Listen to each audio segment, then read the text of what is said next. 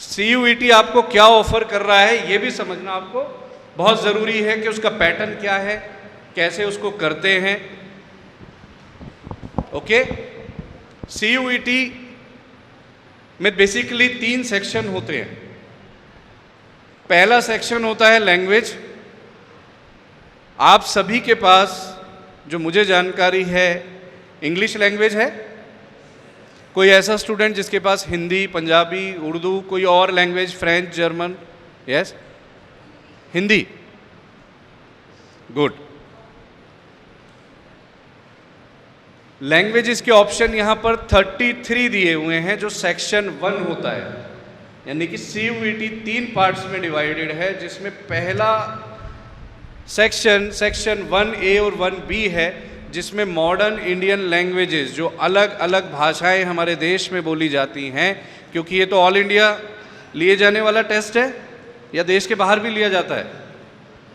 26 centres are out of India, right, in foreign countries जहां ये test conduct होता है, जिसको NTA ही करता है, जो ये बाकी एग्जामिनेशंस कंडक्ट करते हैं, राइट।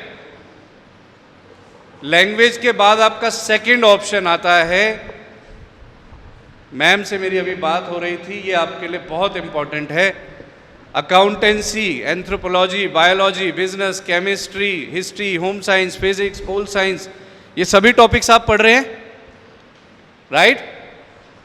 यस या no? Say it loudly, yes और नो? डोमेन सब्जेक्ट्स में 2 सब्जेक्ट्स और ऐड हुए हैं, फैशन एंड टूरिज्म।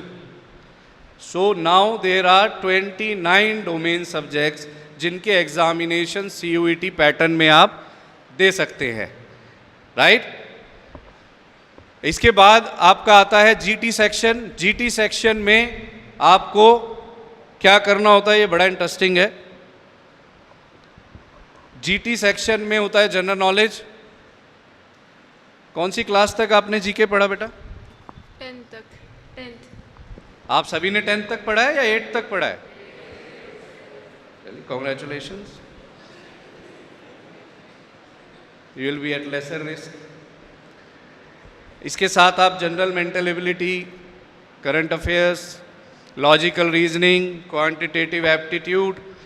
आप में से कितने स्टूडेंट्स ने मैथ्स ड्रॉप किया है 10th के बाद? हाथ उठाएंगे ज़रा, ईमानदारी से बताइएगा, क्योंकि मदद आपकी ज़्यादा होने वाली है।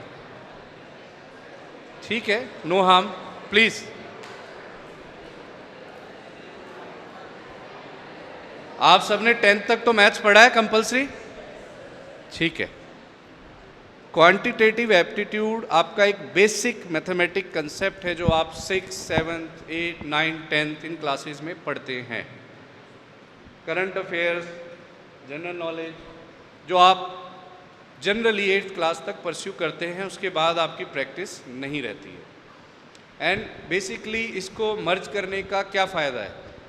फर्दर आप SSC देते हैं, सर्विस कमीशन, UPSC में जाते हैं, बैंकिंग का देते हैं, NDA का कोई भी एग्ज़ाम आप कंडक्ट करते हैं, जो कंडक्ट कराती है एजेंसीज, आप देते हैं, तो वहाँ आपको GT काम आता है, राइट? IP का देते हैं, IP सेट, और अब CUET दे रहे हैं, जिसमें देश की सारी यूनिवर्सिटीज़ आ रही हैं। वो सब एग्ज़ाम्स में GT कंपलसरी है to get admission into various fields, right?